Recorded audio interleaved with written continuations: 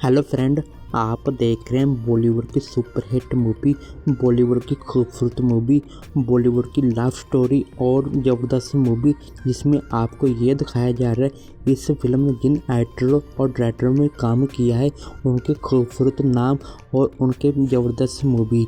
जी दोस्तों, आप देख रहे हैं बॉलीवुड की सुपर हिट मूवी, बॉलीवुड की खूबसूरत मूवी कहीं प्यार ना हो जाए, जो 2002 में रिलीज हुई थी।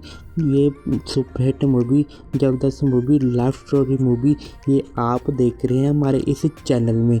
जी दोस्तों, आप देख रहे हैं कहीं प्यार ना हो जाए, सलमान खान की मूवी।